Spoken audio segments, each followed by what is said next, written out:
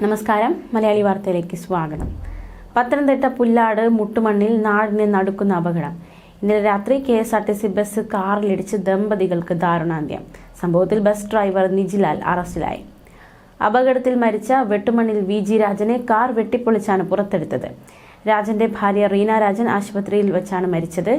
ഗുരുതരമായി പരിക്കേറ്റ ഇവരുടെ മകളും 3.5 വയസ്സുകാരിയ കൊച്ചുമകളും ചികിത്സയിലാണ്.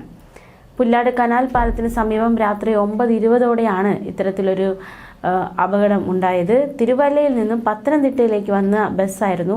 വശം തെറ്റിച്ച് കനാൽ പാലത്തിന്റെ വലതുവശത്തുള്ള കൈവരിയിൽ തട്ടി.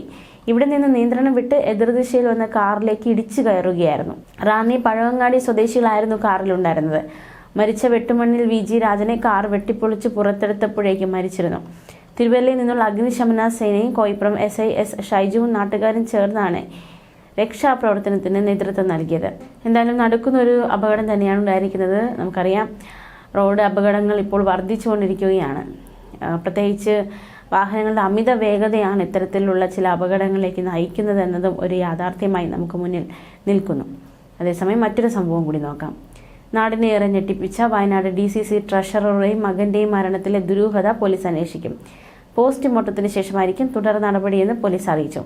ഇക്കഴിഞ്ഞ ചൊവ്വാഴ്ച വിഷം കഴിച്ച നിലയിൽ കണ്ടെത്തിയ വയനാട് DCC ട്രഷറർ NM വിജയനും മകൻ ജിജേഷും ആശുപത്രിയിൽ ചികിത്സയിലിരിക്കെ ഇന്നലെ രാത്രിയോടെയാണ് മരിച്ചത്. ഇരുവരുടെയും മൃതദേഹങ്ങൾ ഇന്ന് പോസ്റ്റ്മോർട്ടം ചെയ്യും. വൈകിട്ട് 5 മണിയോടെ സുൽത്താൻ ബത്തേരിയിലെ വീട്ടുവളപ്പിൽ മൃതദേഹങ്ങൾ സംസ്കരിക്കും. വിഷം കഴിച്ച നിലയിലാണ് വിജയനെയും മകനെയും ചൊവ്വാഴ്ച വീട്ടിൽ കണ്ടെത്തിയത്.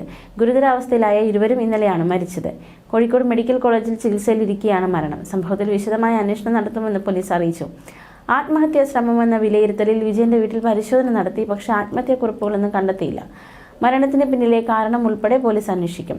വയനാട്ടിലെ കോൺഗ്രസ് നേതാക്കളിൽ പ്രമുഖനായിരുന്ന വിജയൻ നീണ്ടകാലം സുൽത്താൻ ബത്തേരി ഗ്രാമപഞ്ചായത്ത് പ്രസിഡന്റായിരുന്നു. മകൻ ജിജേഷ് ഏറെക്കാലമായി ശാരീരിക പ്രയാസം കാരണം കിടപ്പിലായിരുന്നു. സുൽത്താൻ ബത്തേരി സഹകരണ ബാങ്ക് നിയമന ക്രമക്കേട് വിവാദം ചർച്ചയിൽ നിൽക്കെയാണ് വിജയനെയും മകനെയും വിഷം കഴിച്ച നിലയിൽ കണ്ടെത്തിയത്. NM വിജയൻ വയനാട്ടിലെ കോൺഗ്രസ് നേതാക്കന്മാരിൽ പ്രമുഖനാണ്. ന്യൂസ് ഡെസ്ക്, മലയാളി വാർത്ത.